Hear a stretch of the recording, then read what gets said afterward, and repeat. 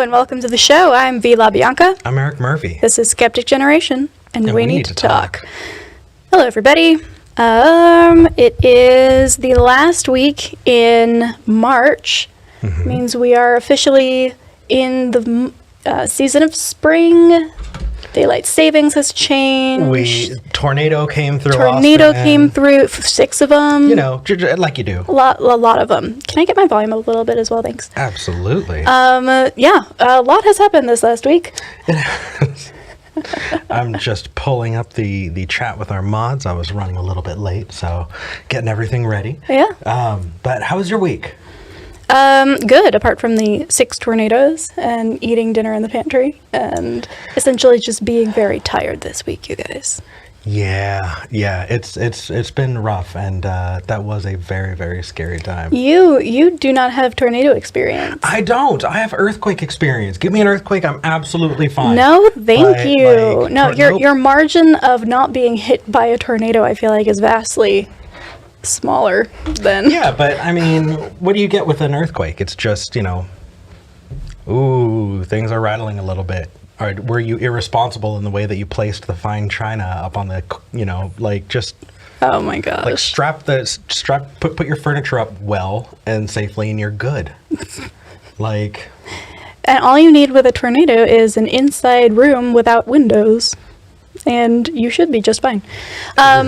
I say as we are recovering from 6 tornadoes. Did I mention that there were 6 tornadoes? Yeah. This last week. So yeah, interesting that. But there are other things that we did this last week. We had our regular meeting with our patrons. If you want to become a patron and want to hang out with us, we do bi-monthly hangouts with patrons at a certain level. We also do ad-free versions of the podcast and this show. If you want to get access to any of those, or you just want to support us, consider going to patreon.com/skepticgeneration. That's patreon.com/skepticgeneration. If you want to support us, or just, want to make sure you don't miss an episode or miss one of our clips, hit the subscribe button, hit the notification bell, like this video. All of those things really, really help get us out. Yeah, we hit 13,000 subscribers this week, which was exciting.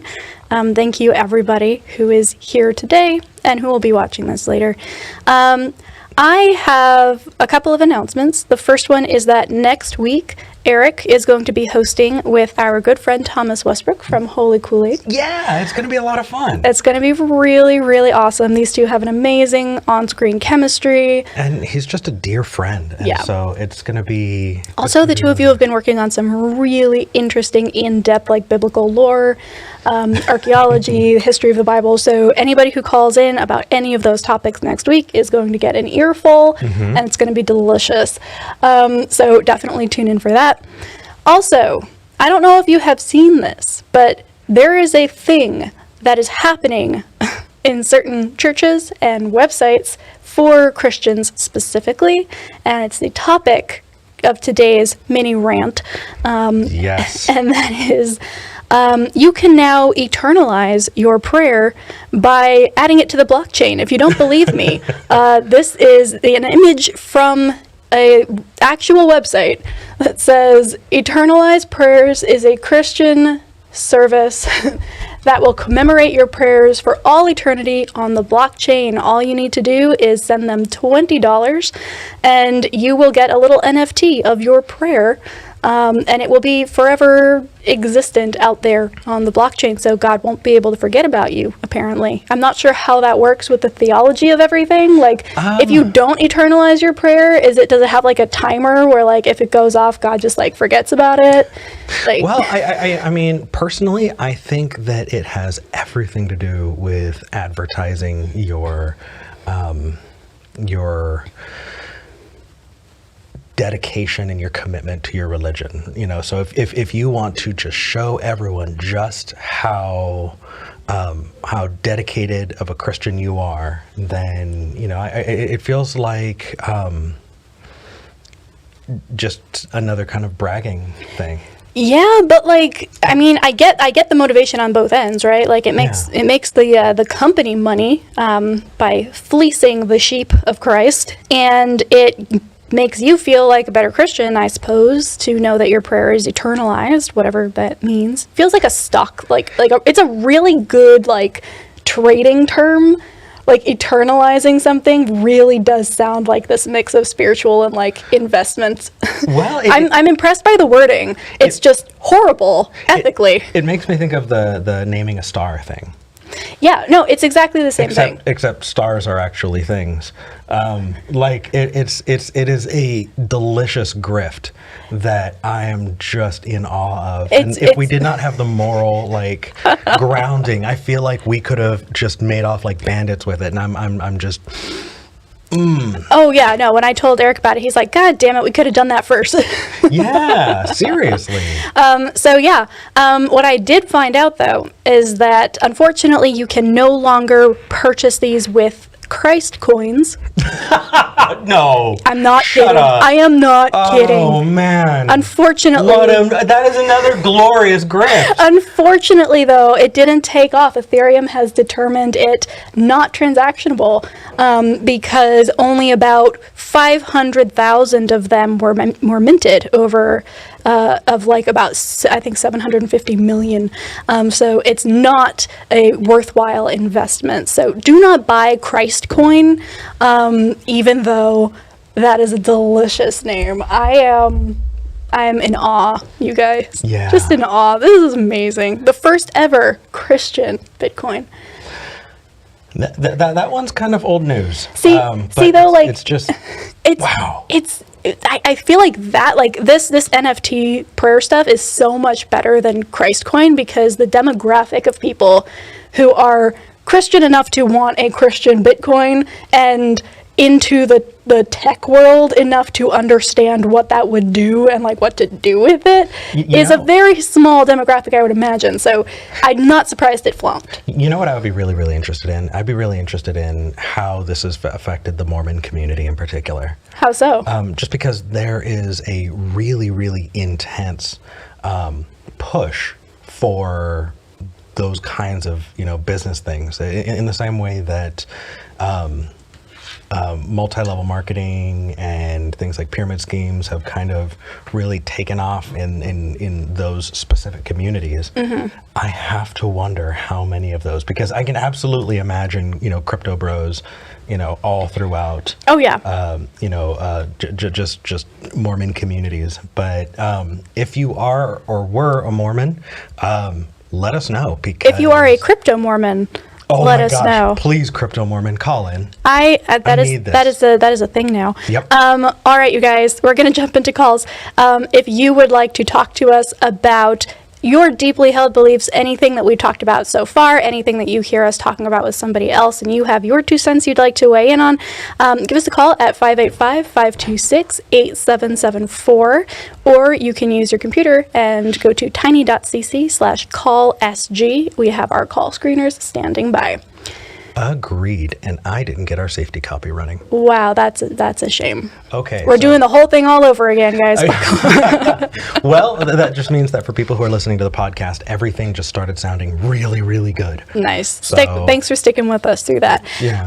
All right, let's dive in. I know that Ian is having a little bit of connectivity issues, so let's talk with Ian first. Ian in North Carolina, calling about the B theory of time as a defeater to the Kalam cosmological argument.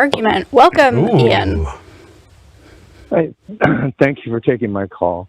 Long-time listener, first-time caller. Yay! Yay! But I've heard thee discuss this before, and I know that they had expressed an interest of diving a little deeper. I don't know if you had any chance to do any research.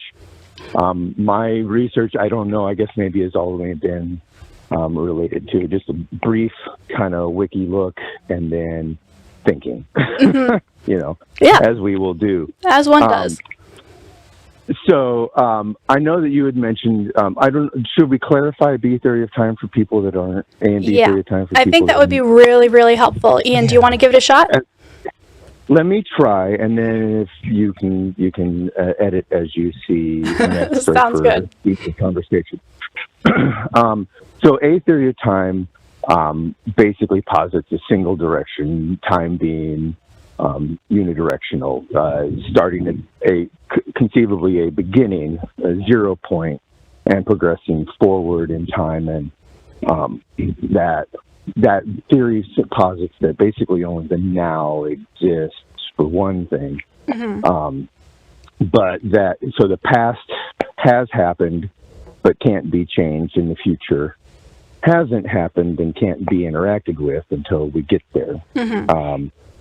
And so that's been kind of just the thought. We know that that time has been posited as a fourth dimension if you were looking at a Cartesian coordinate system, Right. with it being perpendicular to the other three as well.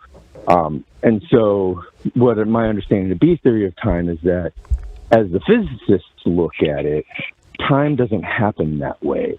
Time happens, it doesn't matter which direction you work the equation. You can derive velocity of an object, or you can derive its velocity in the past, because you can work backwards through time. So in the physics sense of the word, time doesn't have a direction. Time is simply another coordinate on the system. Right. That would be like saying that the dimension of space only has forward, right? You can only move forward across a plane. And while that's one direction you could go, and we are most accustomed to thinking about things being moved forward, that doesn't negate the fact that there is a backwards and a sideways. So I just want to give my understanding super, super fast. It's going to kind of condense a lot of what you've studied in. I think you're accurate as far as I know. Essentially, you guys, a theory of time has the concept of irreducible tensed facts. So that essentially means that the difference between past, present, and future are built into the nature of time itself. So past is a thing, present is a thing, future is a thing within the construct of time. The B theory of time says that there are no irreducible tensed facts about the concept of time. Rather, past, present, and future is a matter of our temporal perspective. So that would be like saying, instead of the directions being north, south, east, and west, which are kind of baked in, it would be left, right, in front of me, and behind me, right? We're talking about how we are kind of situated in time, and using things like past, present, and future as temporal kind of perspectives, as opposed to references of specific points along an axis. Anybody in the comments, the chat, I'm willing to be corrected on any of that, but that's kind of the basics as far as I understand them. Okay, and I'll agree with that, but I've got one little pushback, if you don't mind. The analogy you used of forward, reverse, left, right, and center of a way to look at it. My understanding of this would be that time only has it's a single axis on the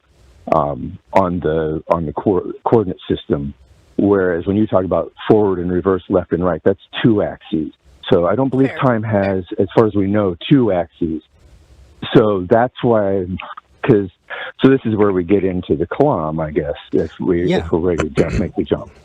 Yeah, let's set the groundwork for it, because people are probably wondering, why is this Skeptic show specifically talking about the A and B theories of time? I can set that up if you'd like. Yeah, that'd be great. Sure. So the Kalam cosmological argument is an apologetic for the existence of God. We start with the cosmological argument, which says that everything that begins to exist has a cause. The universe began to exist, therefore the universe has a cause. That is the classic cosmological argument, and then you have the Kalam cosmological argument. That's actually not. Or sorry, that's the Kalam cosmological argument.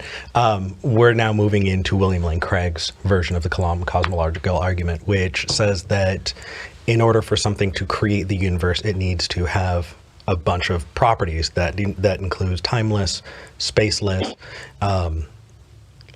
personal, all powerful, all that good stuff. But And so I feel like that is I think we should shelve that part for now, because that is I agree. addition to, this is specifically talking about the concept of the universe beginning to exist, or in fact things beginning to exist in the first place. okay, so my mind immediately goes to timeless. I'm sure that will factor in, but I but think if- that this is Not to me. Okay. okay. So Ian, what are your thoughts in terms of how it might defeat the Kalam? Well, so I know that the idea, what I'm positing is that I don't necessarily think it does defeat the Kalam. Okay. I think that it's very tempting to make it defeat the Kalam. However, because of the fact that since time can move, and that B theory could move either direction, or you could look at it through either direction, and you could consider all of the points on that coordinate system to kind of be simultaneously existent. Mm-hmm. So then, therefore, there's this concept that there's no beginning. Right. But I would posit that we have, even though we're not going to be able to specify it, we can, in our current instantiation of the universe, the one that we can lay eyes on, we can see that there was, at some point, a 0 point on all of the three-dimensional axes, and we are at some point on the positive end of the time axis. That does not mean that there's not a 0 in a coordinate system. There being a 0, that could conceivably be the point that someone could latch onto for a Kalam and say, well, even though there are negative numbers on the timeline, they're beyond, unless we take 0 point on the timeline to be the present. Right. So I think that I see where you're coming from 100%. And that 0 point that we have seen in other dimensions could be used as that beginning. The problem that I have with the Kalam and how it treats the concept of time is less about what we have seen in scientific observation, because the Kalam came before that, right? What the Kalam is essentially saying is we understand through our experience of other things that things that begin to exist have a cause. So what it is saying in that first premise is it is using the, for lack of a better term, temporal perspective that we have as proof that something else happened objectively outside of our temporal perspective. And I think for me, talking about the A theory and B theory of time really crystallizes the fact that that is a problem, right? If we have even a possibility of being stuck in this B theory of time where we can perceive past, present, and future, but that is purely from our perspective and not an objective, irreducible thing, then we cannot make a claim that because A, therefore B, if that B is then going to talk about something outside of our temporal perspective, like an objective beginning of something. Does that make any sense? Yeah, I get you. And I would say perhaps that God lives in the negative of the time stream.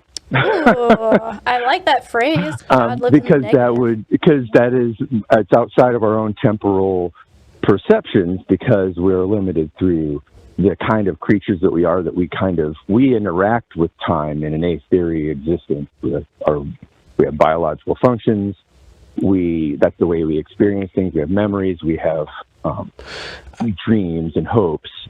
Right. So we're locked inside of that. But if something could perceive on the other side of that, then it could conceptually cause effects before the existence of our current instantiation. And I agree with you. I think that is a possibility. It is conceptually there. But then we just come down to, okay, well, can we prove it? Is this an unfalsifiable claim at this point? In which case, the argument piece of the Kalam cosmological argument, that structure, is no longer helpful. So I definitely see where you're coming from, but the issue would then I get where so I see what you're saying there, I guess. That was one of the things that I think puzzle I was missing in your argument, is that by it becoming pure conjecture, it's no longer an argument. Right, exactly. Okay, I'll buy that. Yeah. I have so many questions. All I have is my own ignorance here, and so my thoughts here kind of go. I'm give me just a second to gaze at my navel, and then I promise we can go on to the next call. But I have to ask. Yeah. So it's making me think of like absolute zero, right? As far as temperature is concerned, we can see what temperature it is outside, and we can understand what it would be like if it was 10 degrees hotter or 10 degrees colder. And so we could look down, how cold things can get. But when we're talking about absolute zero, to say that, I can imagine things being colder compared to now, so I must be able to think of things being colder compared to absolute zero, so what is past that? I don't know if it goes that way. I can absolutely imagine things having a stopping point, so I don't know if that would be a defeater for me when thinking about it. If I'm thinking about a rock that rolls down a hill, I'm imagining at any point of that rock rolling down the hill, I can go forward in time. The rock is further down the hill, I can go back in time. The rock is further up the hill. But if I get all the way to the point where the rock is at the top of the hill and I go, oh, but no, I can go further back in time. The rock is even further up in space. It's kind of postulating something beyond the point at which it's taken effect, And so because of that, I'm not sure. I feel like we're taking concepts like that and we might be loading them up with baggage that we need to unpack first. And I'm purely speculating, and I'm purely pointing out where my ignorance is and where I would need to unpack it. But I don't know.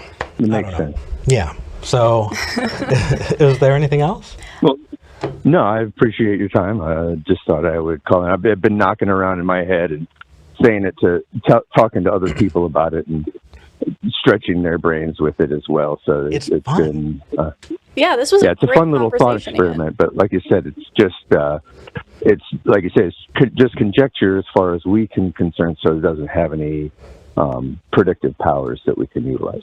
And just because it's fresh in my mind, I've been doing this a lot, but people have to realize that I've been doing work for Holy Kool-Aid for a while. He's going to be putting out a video, I think today or tomorrow, that specifically goes over possible alternatives to the beginning. And so, what people assume, God had to create it. Well, here are a bunch of other possibilities that could be equally likely. And I had a lot of fun animating it. So keep your eyes peeled to Holy Kool-Aid, because that video is going to be coming out like today, I think. Nice. Yeah. Excellent. I'll go watch it when it shows up. Thank you. Thanks, Ian. You guys have a good day. You as well. Bye. I love those kinds of calls. That was awesome. That was so much fun. People complain, they accuse us of navel gazing. Do they? Yeah, absolutely. And I mean, that's what a lot of it is. I mean, there are real life impacts to a lot of things we talk about, but often in order to better understand the boots on the ground concepts, you need to get abstract. And that's where we thrive. We absolutely love that. So also, we just want to model what a conversation will look like between people who might not have thought about the same thing in the same way. Ian called in. He was an atheist. But at the same time, we had different perspectives on it and challenged each other and came out like, oh, well, that's a good point. What about this? So this ability to have these conversations, I think, is really important. And I hung a lantern on my ignorance, and neither of you looked down on me and went, oh, Eric, I can't believe it. No, you went, hey, obviously, if we had the time, that would be something we would explore together, and hopefully that's something people will take forward. Yeah. All right, let's talk to Javier in Florida. All right. Javier, thank you for calling back. You want to talk about rights and who gets them? I'm Hi. super excited about this one. Yeah. Javier? Hello. Hi. Yeah, so man, I'm kind of after the mini rant in the opening, I'm kind of wishing that I could switch my topic, but because I mean the grift. Let me tell you, the grift is one of the things that has bothered me most about what I see Christianity, and it kind of hits close to home because my mother, who is still very much a very heavily religious person, her favorite channel is TBN. Oh, and as I'm sure you, man. Yeah. as I'm sure you know, TBN, it's like, it really, I find it hard to believe that my mother, being so heavily religious, like I tell her, you do know TBN is basically the epitome of turning the temple into a marketplace, right? But she just won't accept it. Yeah. I know that feel.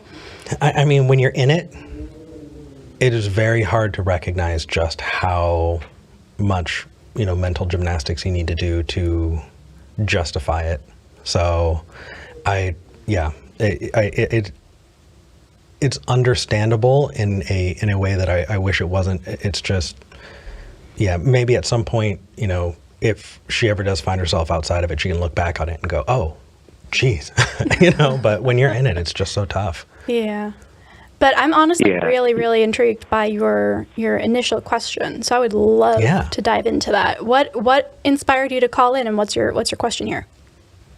All right. Well, last Sunday inspired me to call in because I'm happy to keep conversations going. But for this particular topic, it was because the other day I was watching a debate, and the topic of the debate was, should America be a country under God? But during the debate, the topic sort of shifted because the Christian, it was a Christian versus atheist debate. The Christian, his argument was unalienable rights exist and they were given by God.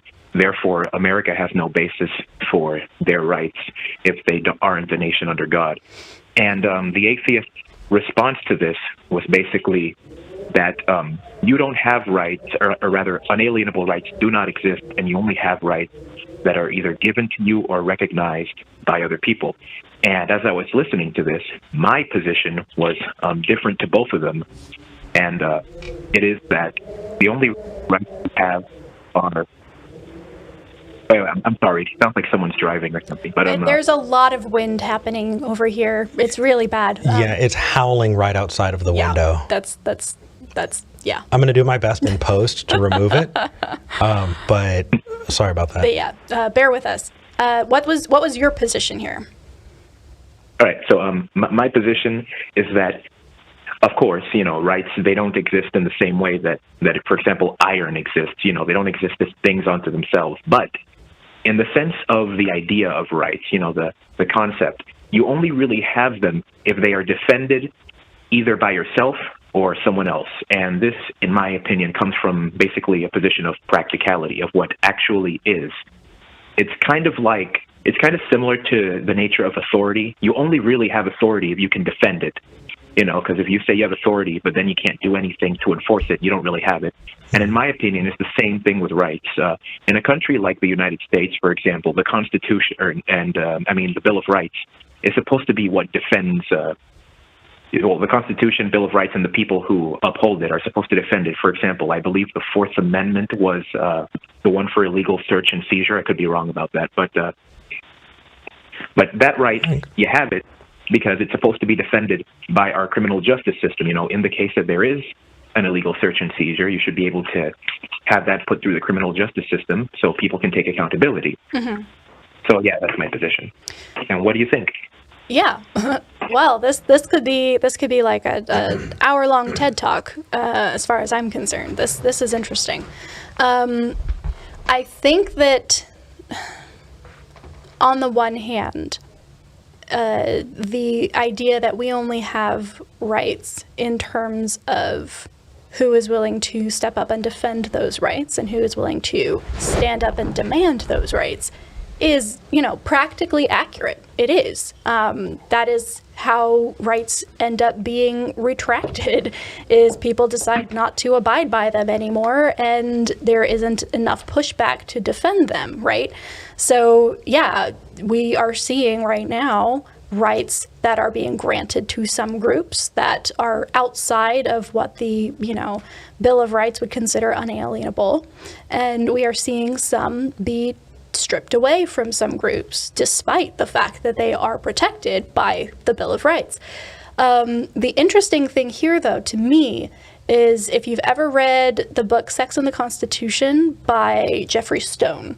It's an amazing book. And he goes over the concept of how the Bill of Rights kind of came to be in the two sides of the argument, because a large portion of that first Congress was like, we do not agree with putting down these rights, because what that's going to be interpreted as later is these are the only rights that you get. And what happens in a situation where it is no longer sufficient? Are people outside of these 10 rights that we've laid out any more protected? Are they protected? If what the interpretation is these are the ones you get. This is it. And the other half, the one that won out, was spearheaded by saying, hey, this is a beginning point, right? These are the first 10. You can have additional ones on top of these, but these ones are unalienable, right? These ones are the ones that cannot be adjusted or gotten rid of. So it's interesting to talk about this in terms of what the actual debate was at the time and how that's coming into play now. From a philosophical standpoint, however, it's anyone's game. And I know that that's kind of where the theist seems to have been coming from, right? The theological and the philosophical end of things. And it shows in our notes that you are a believer. Is that correct?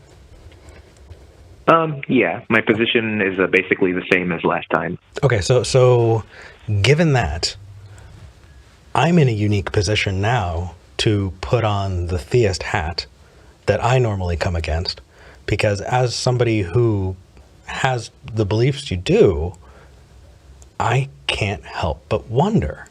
So, is killing for fun wrong? Is it immoral? It depends on your moral framework. Now, you said you were putting on a theist hat. Yes. So I'm guessing there's a nice cross on there, maybe a picture of the Christ the Redeemer statue. So I guess in that sort of sense, it would depend on the circumstance. And this is something that I agree more so with atheists than theists. Well, specifically murder for funsies, because you wanted to. For funsies? Yeah. Because I wanted to? I personally think that's wrong. Okay. Is that just your opinion?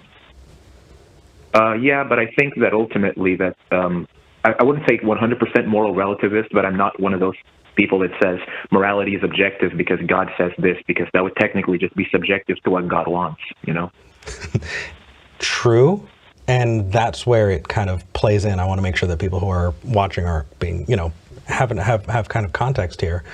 That's absolutely right. So you don't really have a problem with the idea of moral relativism, because that is something that has been the core of most of the debates that you're talking about, is trying to pin this kind of straw man of relativism on the non-believer in order to try and promote the idea of a creator that hands down these moral tenets.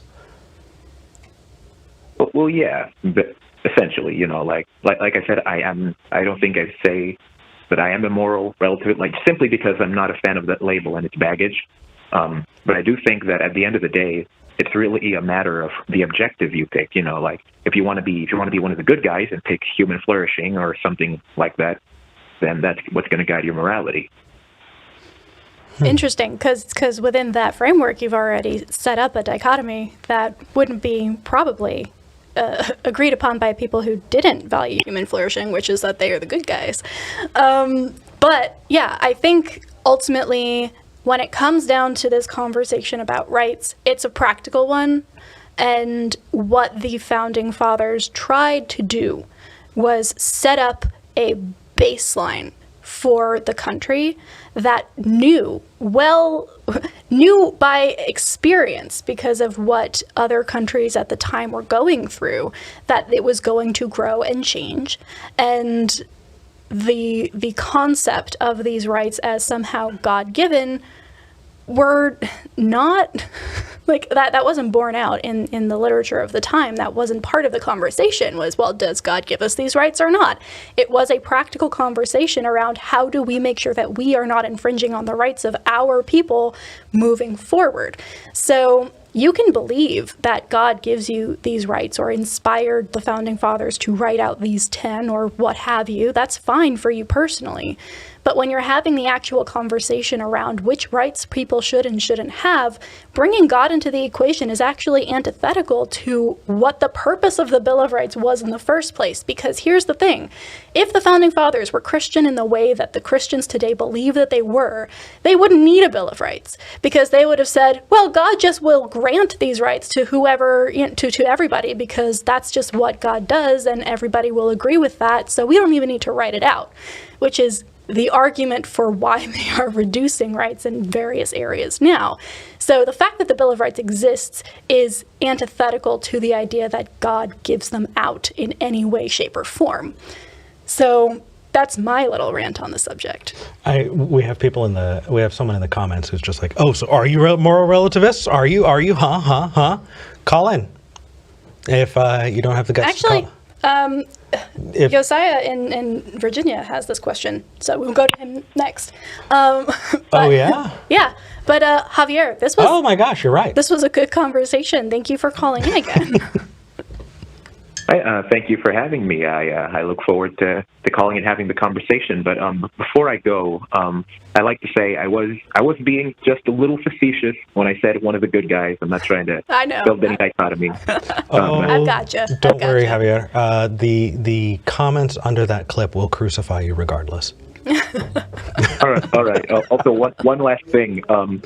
Because the whole NFT thing, I got to say, to be honest, the only NFT that I've seen that had lasting value is that apparently there was a Godzilla NFT that actually included a proper character model of Godzilla you could mess around with. So you actually do get something for your money. Damn, there you go.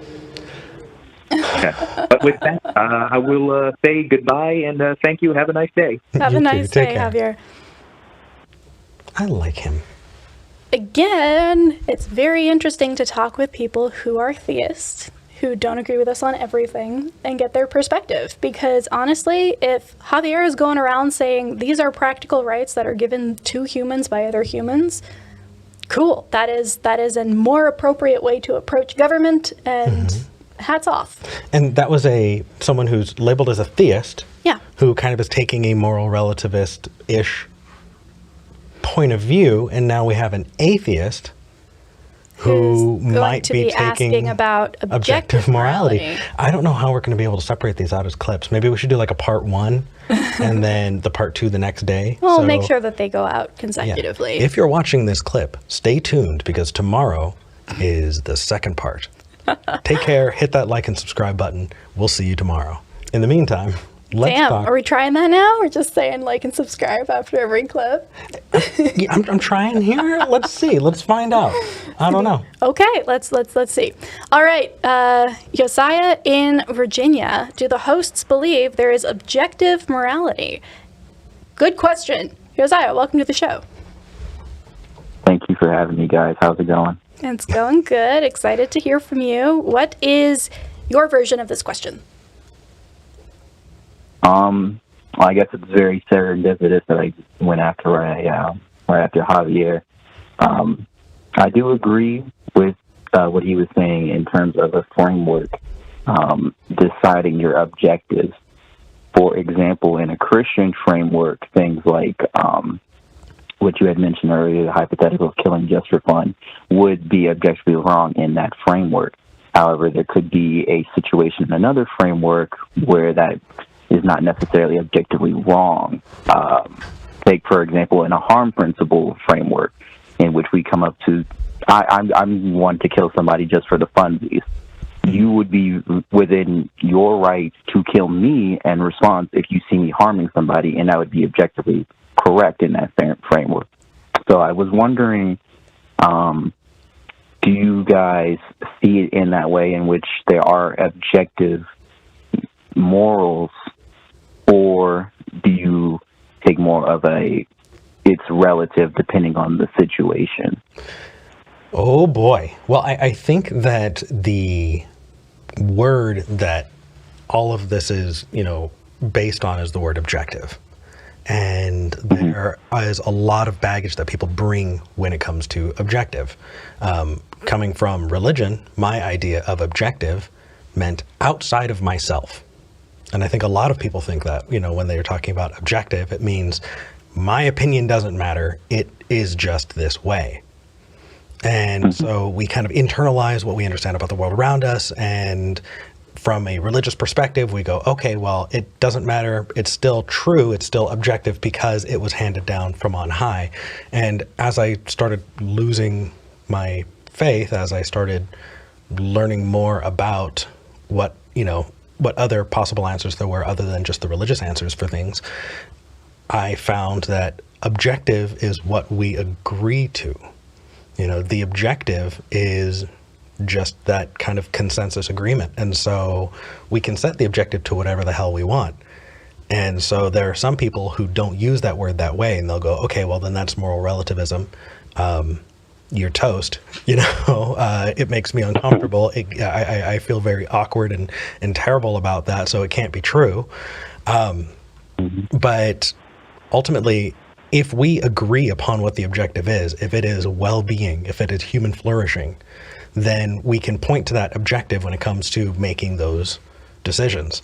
So is there objective morality? If you're willing to grant my definition, then sure, why not? But if objective morality is something that can only come from a God, then no, I don't. Right. And I do grant that. I feel like it's a lot of similar to how I see morality, that we set the standard for what we are willing to tolerate and what is the consensus on a topic. And that would be, once we come to that decision, that's when we decide that's objectively the goal. So from like a humanist perspective, the goal would be the flourishing and betterment of humanity.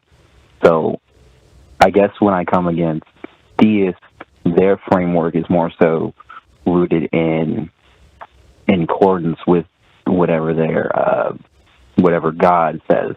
And I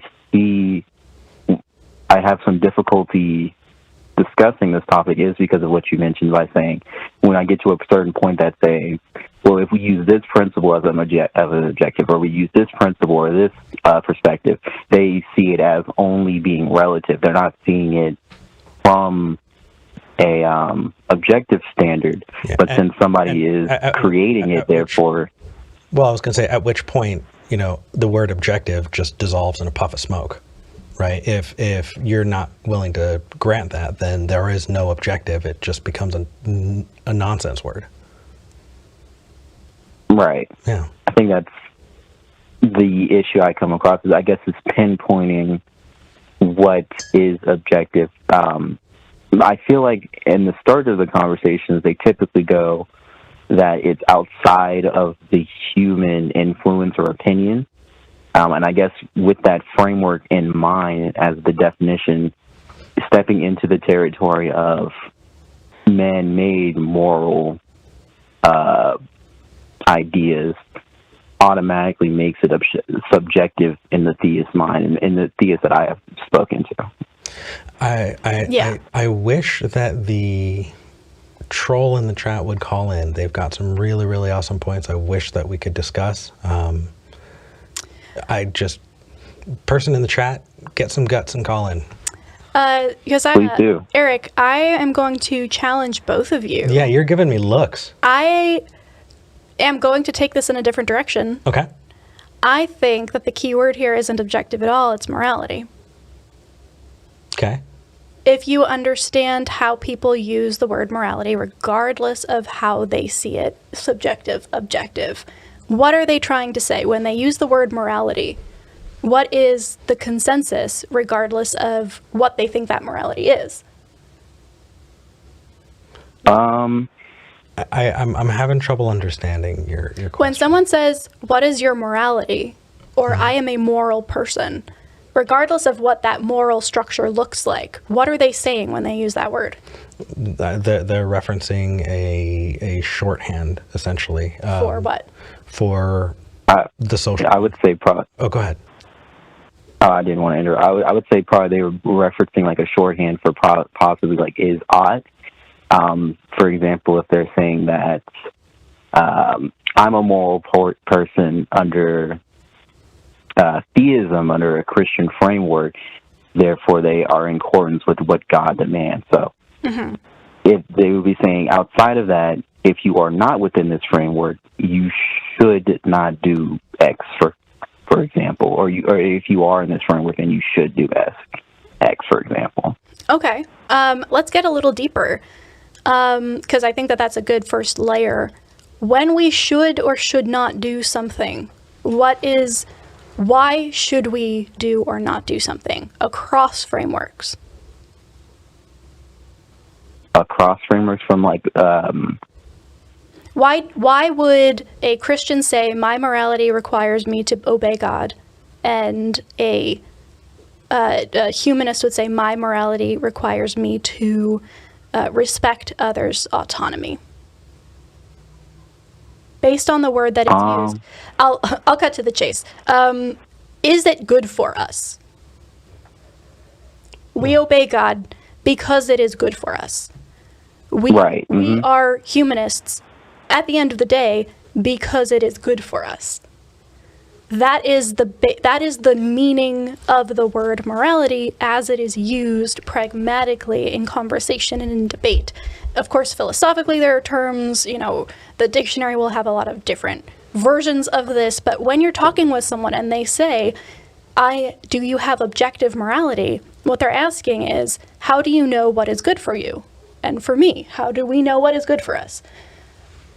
And so I think that what we end up doing a lot of the time is creating scenarios like, what about murder for funsies? And that no longer falls into the category of morality, because in no moral framework is that going to be good for anybody. And so the conversation inevitably turns into something that is not about morality at all. The conversation should be, you are a moral person by your standard. I am a moral person by my standard. How do we find something that is good for us together? As opposed to saying, well, what about this standard where morality doesn't even come into play, where we're all just anarchists in the worst sense and just murder everybody, and, that's an amoral system. That's the concept of amorality. Morality no longer exists. I feel like I see where you're coming from, but you're making some charitable assumptions that I don't think that we can necessarily rely on to get there. You're assuming that the other person has a similar enough morality to you that you would even be able to have that conversation. I mean, the point there, and I first I agree with you in part though, because the question isn't how can we convince people to be moral? It's we're behaving in a moral way, somewhat. Why are we doing it? Well, I think if you get down to brass tacks with anyone of any morality, ultimately you're going to come down to, because I think that is a good thing to do. Sure. I think it is good for me to do that, even if they have made decisions that we disagree with, because maybe impact is more important than intent, or because ends justify the means. Ultimately, you're going to get down to, I think that this is good for us. I think we should obey God regardless of what God says, because God wants what is good for us. And we should just do that because we're trusting that God knows what is good for us. So I think conversations around this topic end up getting off course, because for the most part, what we are asking is not, what about people who have no moral compass at all? What about an amoral system where morals do not exist? That's a different topic. We could have that conversation, but that's not what anybody wants to talk about when they're talking about where does your morality come from. But it sounds like you're phrasing it in a way that doesn't talk about where your morality comes from. It specifically talks about why you ought to convince somebody else that your, moral take is better than theirs, but it doesn't have anything to do with why it's there. Like, I Right. feel like it's answering a question that you came up with. That's fantastic, but it's not necessarily the question I encounter enough. In my experience, and Yosiah, I know that I kind of took the ball and ran with this, and I'm curious what your thoughts are. No, go ahead. In my experience, the reason we care about the why is because we are practically concerned with how that is going to be rectified. And can we justify it? And can we convince the other person to believe that our morals are the best ones for everybody? Yeah, that's not the conversation that I have. So I will agree with you in that case. Interesting. Sure. Okay. The conversation that I have isn't about that, though. The my interlocutor is generally not somebody who's going, okay, what are the pluses and minuses there? The question is, why is it this way? Not why should we, why ought we, why is yours better than mine? Or no, it's why is it this way? That's fair. They're different questions. That's fair. But I think that too often it becomes muddied, and we need to differentiate between the is and the ought there. Because if we are going to end up having an ought conversation, you ought to have my morality. Mm-hmm. Secular humanism is better than Christianity because of these oughts. Then we need to be talking about the morality piece, not the objective piece. And as far as the ontological conversation is concerned, the Then is. right. And you cannot use oughts in that conversation because that is no longer the argument, right? You can have the objective, where does it come from, what is real, and the ought conversation, is your morality better than mine, and ought we to have your morality or my morality? But we cannot, we need to separate the two. Agreed. Because Agreed. Otherwise it just becomes super muddy and we risk circular arguments. And we risk appeals to consequent, which Yeah. is just fucking awful. Yosiah, what are your thoughts? That was just very insightful to see both perspectives, because as you were speaking, I was getting there was some things that I would push back on, but then as the conversation evolved, I got exactly what you're saying. I do agree. In my experience, the conversation does end up shifting from the is to the ought. And I think that is because the theist framework is God. So that is going to be their entire basis for everything. So if a conversation is going to be start off with the is of morality, as you're saying the things you're saying, they might be agreeing in some sense, but then getting to that ought part is the difficult part. I guess it just naturally flows into the ought from that conversation. So Yeah, I guess it is. Sorry, go ahead. Go ahead.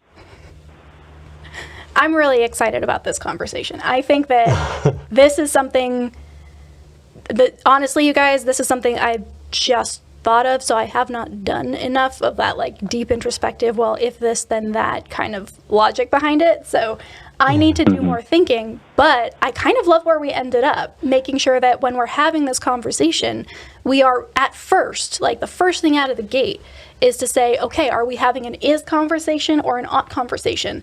And keep it in that realm until we decide as a group to move it into the other one. I see that as being the precursor to the general frustration that I have, and then whenever this happens, because generally when I talk to an apologist, it goes from, do we agree on this ought? Do we both agree that killing for funsies is wrong? Okay, why is that? And then is. And so it starts with trying to find a common ground on the ought, and then shelves the ought and moves the conversation generally towards, and that, like, I feel like most of those are is. Yeah. So, but yeah. Right. Interesting. I don't want to just jump in, but I feel like I understand exactly what you're saying. I was watching a debate on Talk Heathen the other day, in which a hypothetical was posed that to a Jewish individual that stealing is wrong. If God said, "Thou shalt not steal," that would be wrong. The theists agreed and the atheists agreed. However, when the caveat was put, is stealing always wrong? For example, if I need to steal food, or I need to steal medicine or something. Yeah. Exactly. The individual then said, well, at that point, I'm not sure, because there's two the two juxtapositions there between God saying this is wrong and I ought not do it, but in the context of saving someone, it would be good. So I guess since the conversation naturally flows to the odds, I think it would be beneficial to hash on the is part and get to that first so we can have a more fruitful discussion moving forward. Agreed. Good luck. Yosiah. Exactly. That's the hardest part.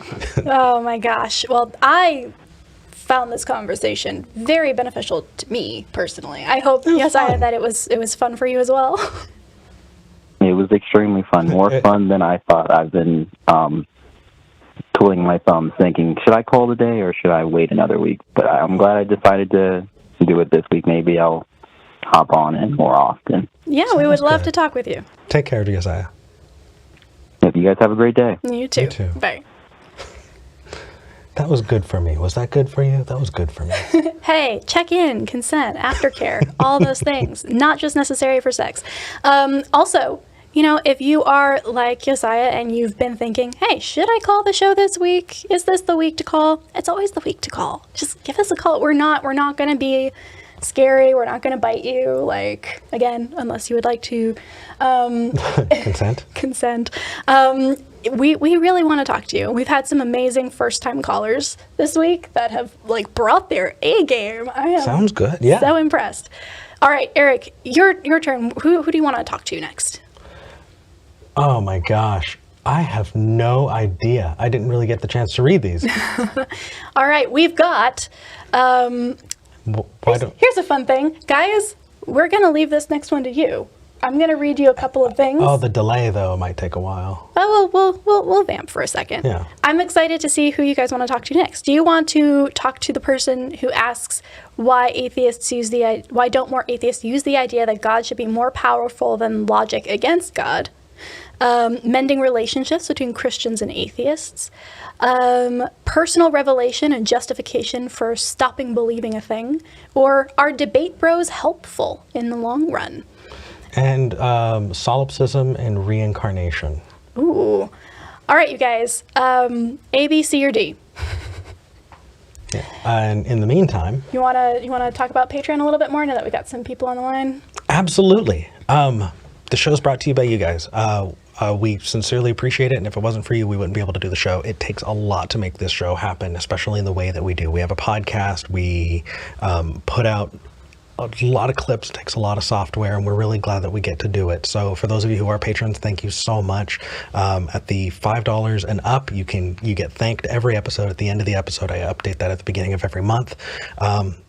Consider becoming a patron. Patreon.com/Skeptic Generation. That's Patreon.com/Skeptic Generation. At the new year, a lot of people needed to kind of take care of, whatever they needed to for the new year, and so we had a drop. We had a pretty big drop, actually, and so. If you'd like to, we'd appreciate it. If not, totally understood. Hit that like and subscribe button. It really, really does help, and we appreciate it. Someone put a Z in the chat. Z? We don't have that many callers. One day we will. I'm seeing a lot of Ds and I'm seeing a lot of Bs. So Eric, you get to decide. Do we want to talk about our debate bros helpful? The solipsism and reincarnation, or mending relations between Christians and atheists next? I think D was, we talked about. Right. So This one would of be these E. two. One of these two. So, one of which two? No, that one goes at the end because this was the last one read. Right.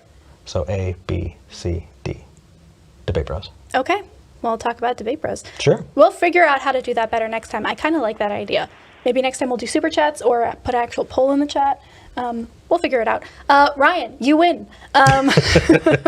Ryan from North Carolina wants to ask, are debate bros helpful in the long run? Ryan, I have thoughts. What are yours?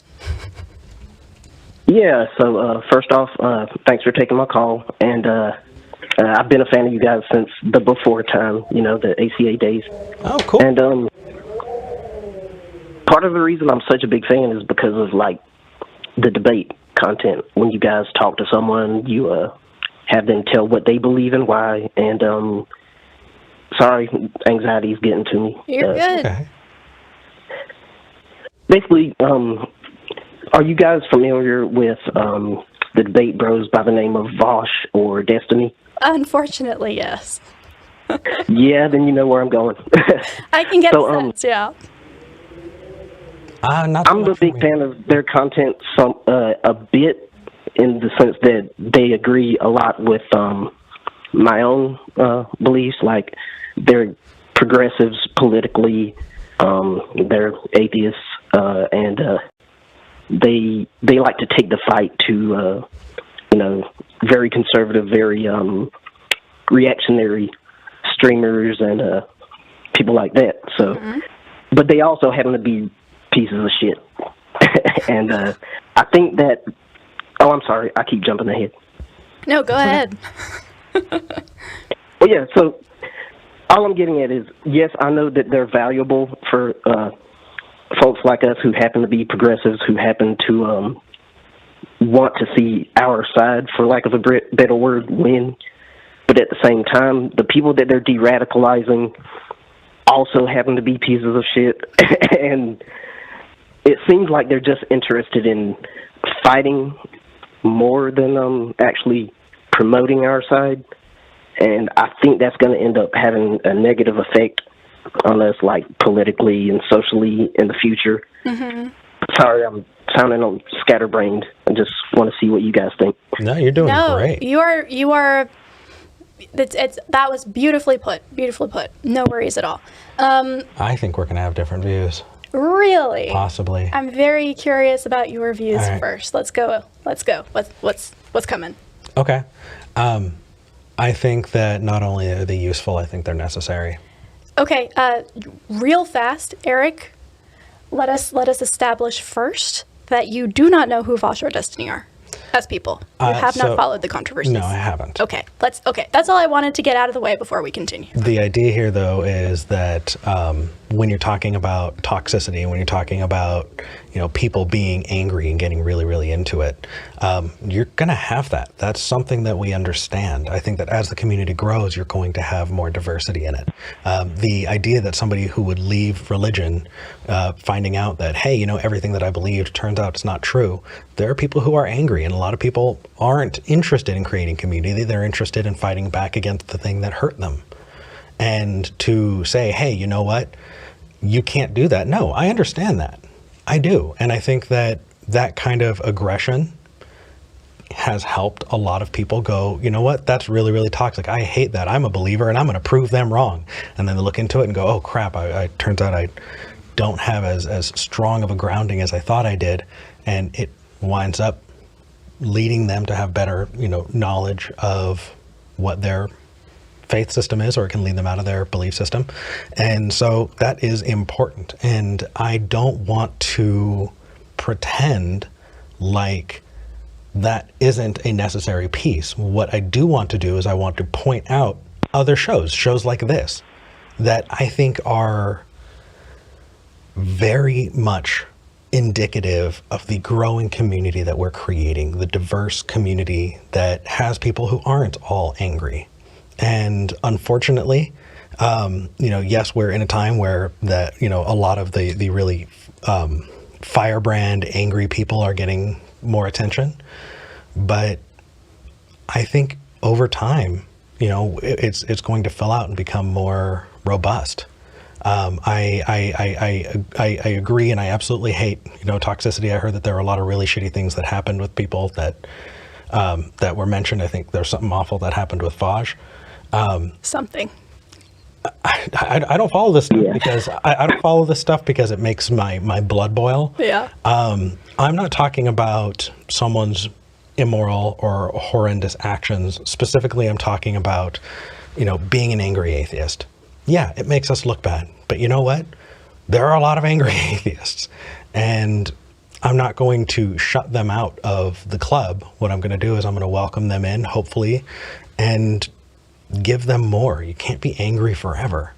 And that's where you need to build up. That's where you need to start creating, and that's what we're doing. So is it helpful in the long run? Yeah, because in the long run, I think that it will be a chapter in what is hopefully going to be a long story that, Call me positive. Call me optimistic. That is very optimistic. Ryan, before I give you my 2 cents, I would love to hear what you have to say about Eric's perspective.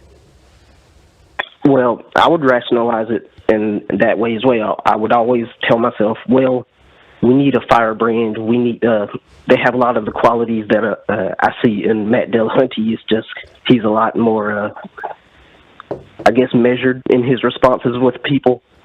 Whenever he's not on his show, of course. But at the same time, I think we don't have to rationalize hurting people in order to make sure our side wins. Because, like, you can beat if you have the correct arguments, you can beat someone in a debate, and you don't have to resort to, I don't know, the more detestable sides of, like, id poll and, you know, the types of things that cause people true harm. Well, and I guess. And it's less convincing. I mean, if you're doing something that's causing harm like that, do you really think you're being very convincing? Like, are people changing their opinions for good reasons because you did something awful? I don't think so, and that's what it comes down to for me, because it seems like you're just trading one side for the other. You're picking someone else to hate. I don't think hate is the answer. I think, you know, understanding is the answer, and I think you get to understanding with empathy rather than, you know, hate. I agree with that. I think. Let's hear it, V. Well, here, I have a very different experience, I think, than a lot of people in the atheist community, because the intersection of groups that I exist in, my intersectionality, and I know it's a bad word in a lot of atheist circles, so I apologize for offending your delicate ears, makes it so that the people who gravitate to people like Vosh, to people like Destiny, and who find that kind of content the thing that they crave, even after they de-radicalize, if that is the end result, which, you know, I'm sure that they hope it is, that type of person who is convinced by yelling, who is convinced by, oh, that person had the better insult, or that person is funnier in the way that they make fun of other people, that type of person is going to then move into my sphere. And that is not good for many people like me, because they are not receptive to actual empathetic arguments as much as they are to who yelled more, who made more fun of X, who was edgier. And so what it does is it actually dilutes the safety that people like me find in those communities. Is that a selfish reason? Yes, sure. But I think it's worth bringing up that when we have a video clip that goes viral, or our version of viral, which is still only about like 20,000, we can tell automatically which clips have been picked up by the algorithm and circulated to groups outside of the one that explicitly wants to be part of Skeptic Generation, because the comments get toxic as fuck. Like, the comments start being horrible, and we're like, oh, I can think of 3 or 4 different channels for whom this video was next up, and they just clicked on it and then brought that toxicity into this community. And hey, if that's where you're at and you want to learn more and you want to be better at empathizing and thinking about things rationally and skeptically, cool. We're here for you. We will work with you through that. But it does have, by and large, a negative effect to de-radicalize someone and have someone all of a sudden be like, I was a neo-Nazi yesterday, but because I watched this Vosh video where he was super mean to this other neo-Nazi, I'm now a liberal. Yay. Like, that is not de-radicalization.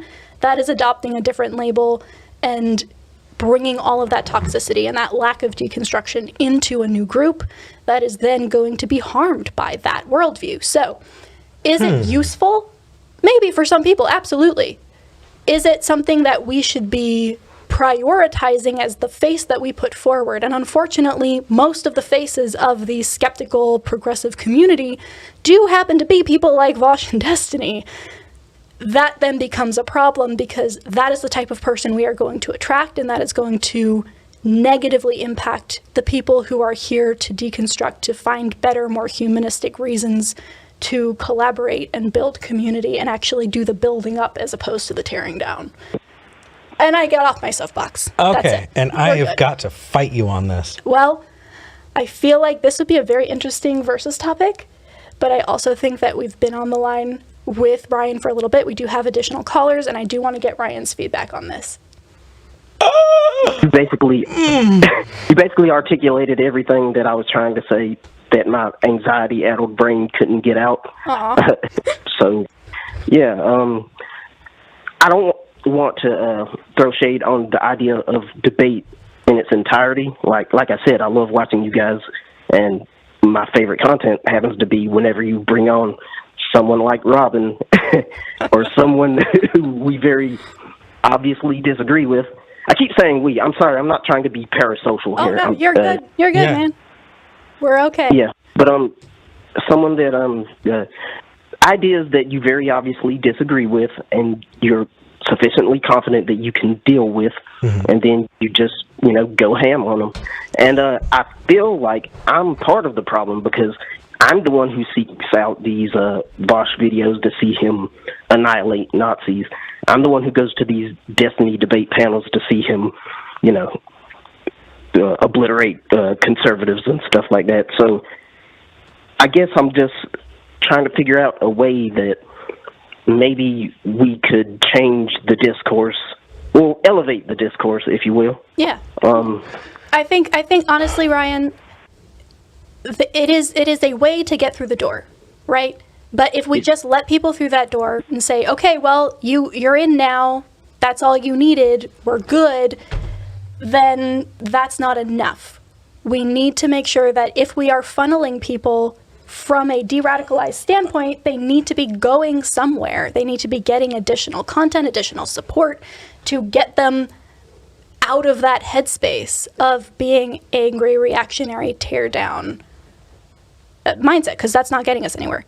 I'm sorry, Eric, I know that you're okay. Ryan, we're going to let you go so that you're not just sitting on the phone. But we really appreciate you calling in. Thank you for conquering that anxiety and talking with us. Yeah. This was a really good topic, and I think that it's going to result in probably a much longer conversation between Eric and me later. So Agreed. Thank you.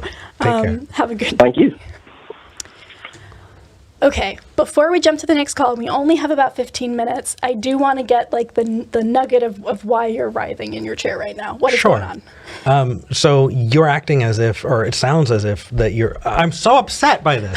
Oh my gosh, Yes. what? Tell me. So the atheist group isn't just a club that everybody is poured into. Are there conservative atheists? Yes, there are. Do they find that often they don't have a place? Yes, they do. They deserve a place. It's not under the same roof as us. The idea that, there are these toxic people, I think that they should have a place with each other. That's fantastic. That's fine. And where we can, collaborate on things like separation of religion and government, just fine. But if people are going to be assholes, cool, let them be assholes.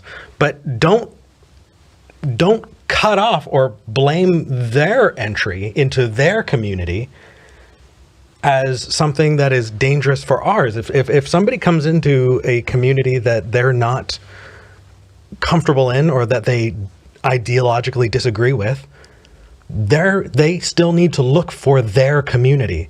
But the idea that we're all under a large enough roof that we need to kind of gatekeep it like that bothers the heck out of me, because it just means that they just need to find the roof that they belong under.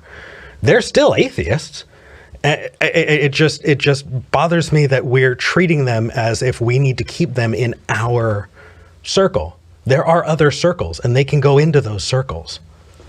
And if they go through toxic YouTubers and all that, fantastic. Then that creates a bigger separation between us and them, so that we don't have to deal with that as much. But when you're pointing towards communities that are harmed, those are communities that are harmed. Agreed.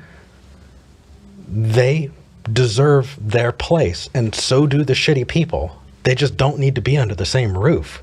I mean, in an ideal situation where things like policy decisions are not impacted by who has the louder voices, then sure. Okay, but I mean, I think we absolutely see it when we look at the Discord community of people who just tear into each other. They find each other and then they congregate there. That is not a place that we should be going, well, you really shouldn't be doing that so that other people can. No, that's their place. Cool. We have our own. Like, I'm all for that separation. I just don't think that. I think that it was too simplistic, and that's what was bothering me. Interesting.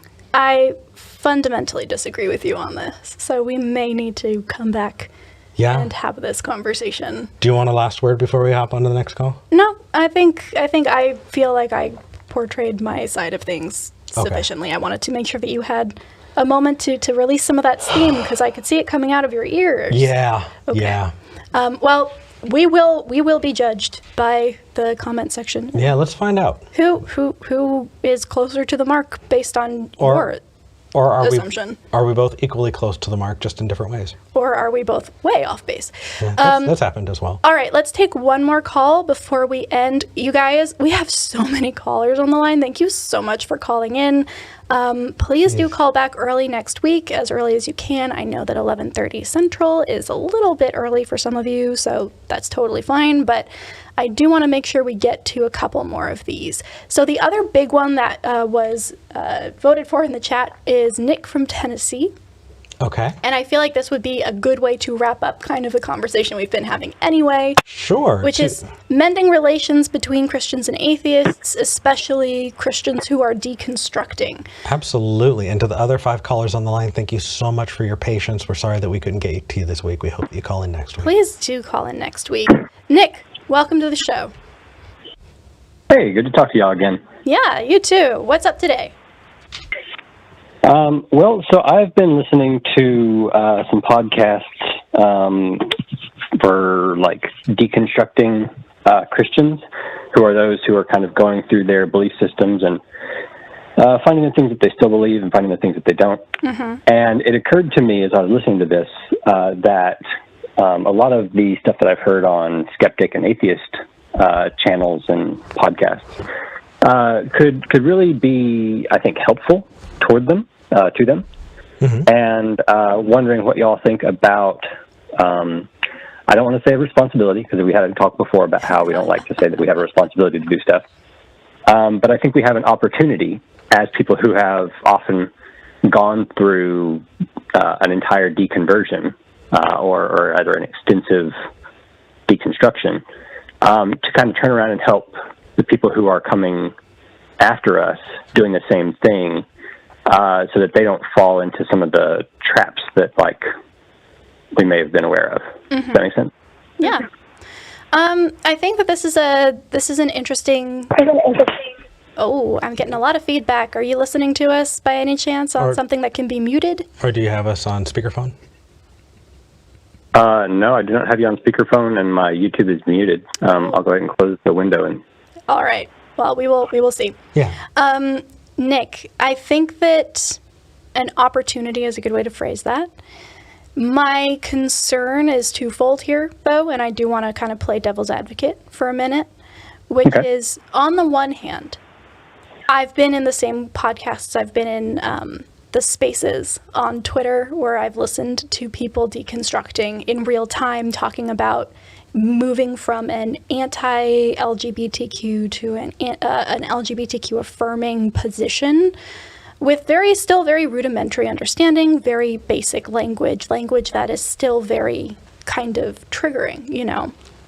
So same-sex affirming as a Christian is nicer than not affirming, but the phrasing still has all of that baggage tied into it, right?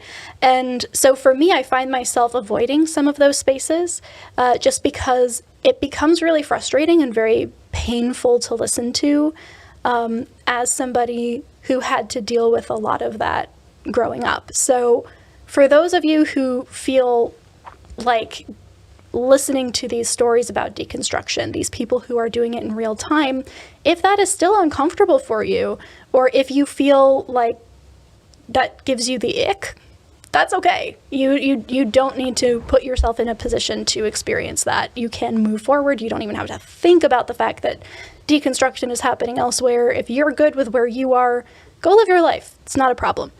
And I know that, Nick, you would agree with that. Yeah. The other thing, though, is we get into this space as skeptics and as atheists especially, where we use the phrases deconversion and deconstruction interchangeably.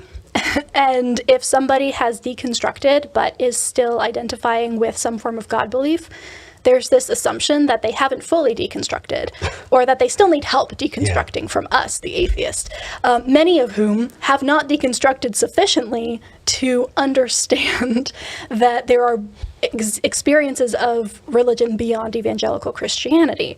So I would also practice caution when engaging with these types of people who are deconstructing and still have their faith, because it could very well be that they have deconstructed way more than you in other areas, and coming at them from this place of, well, I was here before and I understand what happens next, can be very grating and discourage conversation as opposed to make it more fruitful. So I agree, we 100% should be willing to help out fellow deconstructionists, but also making sure that we understand that we need to continue to do that, and there are people who might not be as quote-unquote far along in some areas that are light years beyond us in others. And so using deconversion as some kind of measure of completion of deconstruction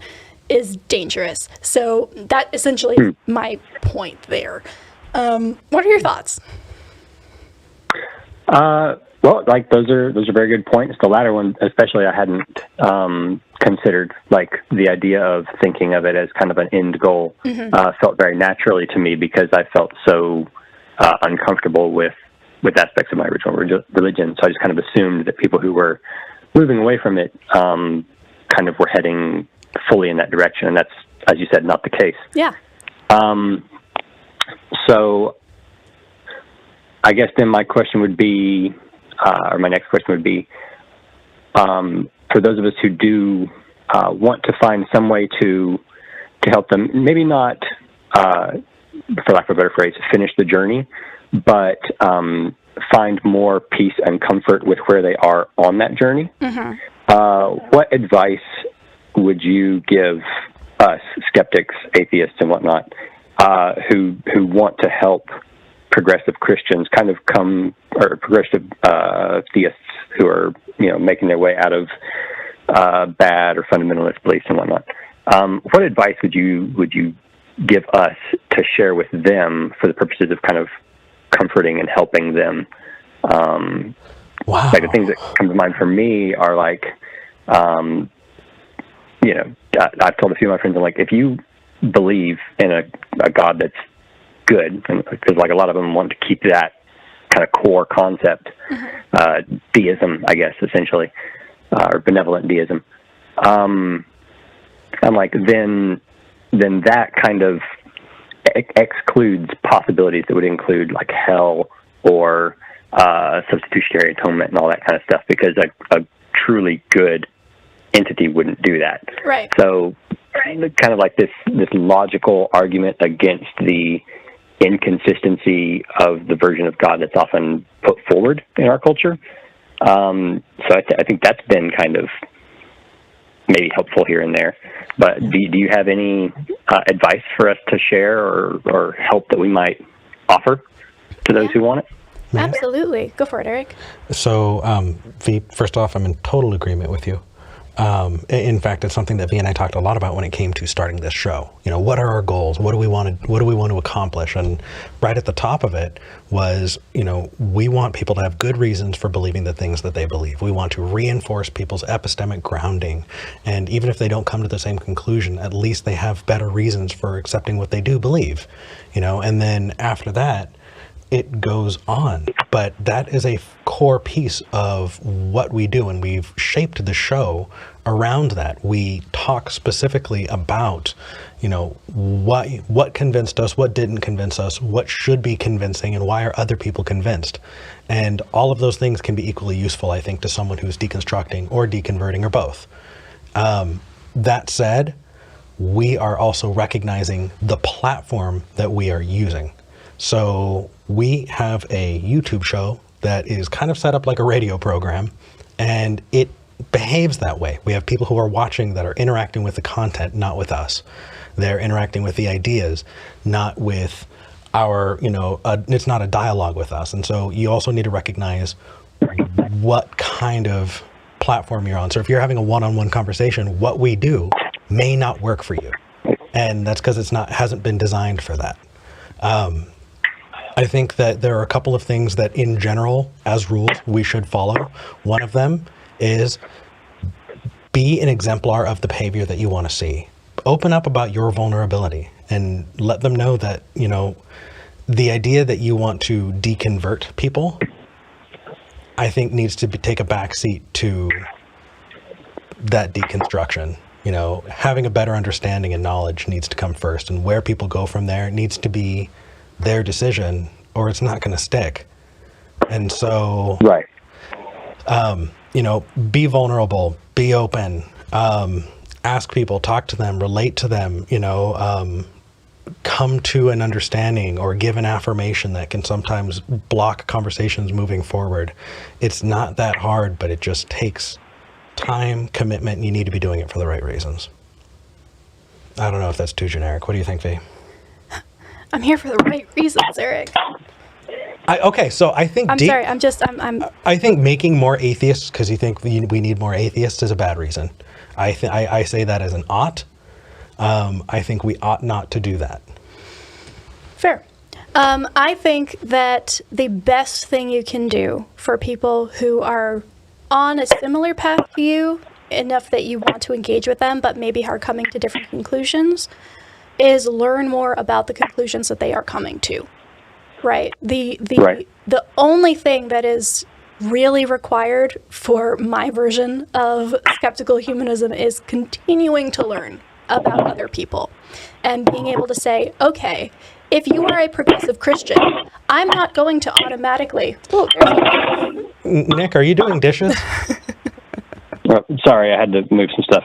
No worries. That's going to be a nightmare for me to edit out in audio. Please hold on. My bad. It's yep. Okay.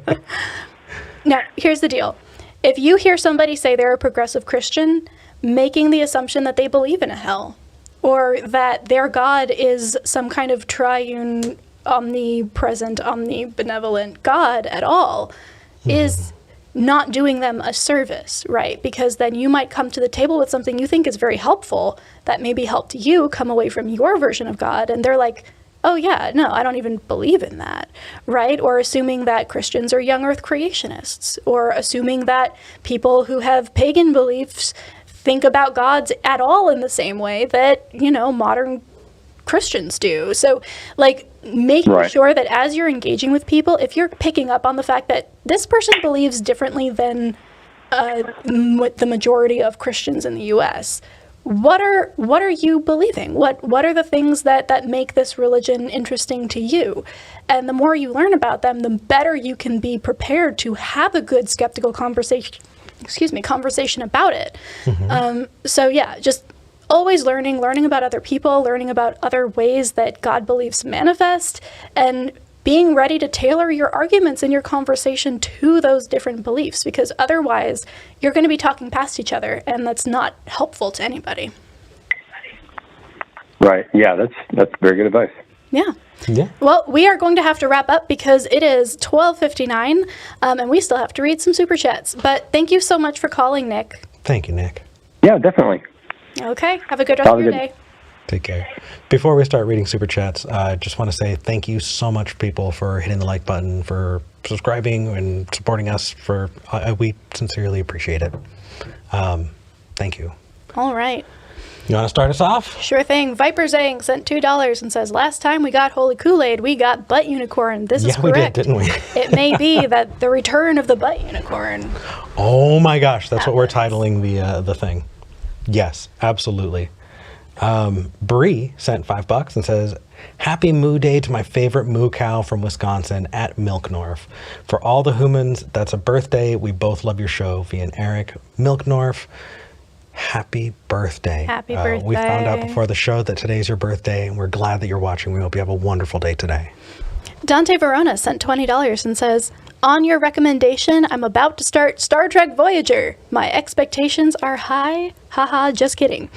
So I was not interested in watching Voyager until we were sitting together. It was you, me, and Drew, GM Skeptic. Oh, yeah, and we saw an episode. And I was like, who are these characters? I have no idea. And then Drew turns and says, Eric, you are Neelix. Neelix. You are the Neelix of our friend group. You're the most Neelix person I know.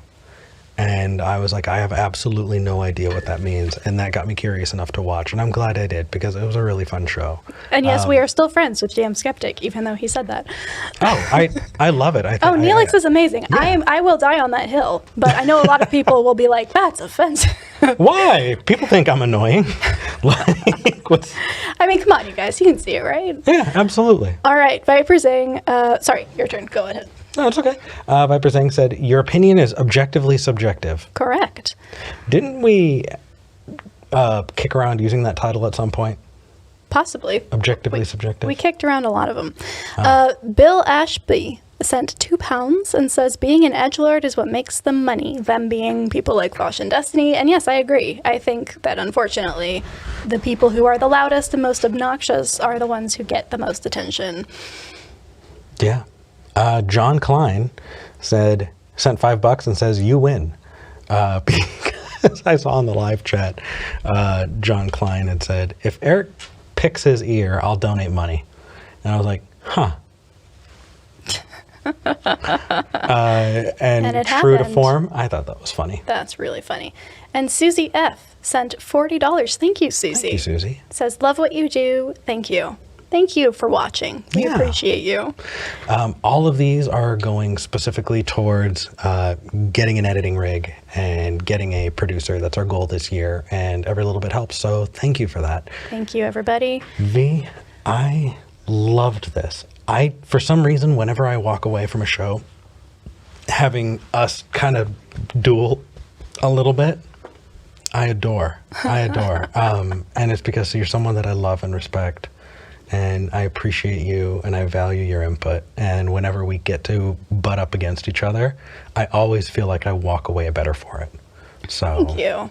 Yeah, I'm always excited when we are not on exactly the same page. Oh, right. Because it's like, oh, this is an area that is ripe for more interesting things. Agreed. Yeah. Agreed. All right, you guys. Thank you so much for joining us. I will not be here next week, but Holy Kool-Aid will, as will hopefully a butt unicorn. So make sure to tune in. Oh, yeah. And also, we're not going to be in the Discord today, but follow the links in the description, because I'm getting notes from people saying that they want to hang out in the Discord, and you absolutely should.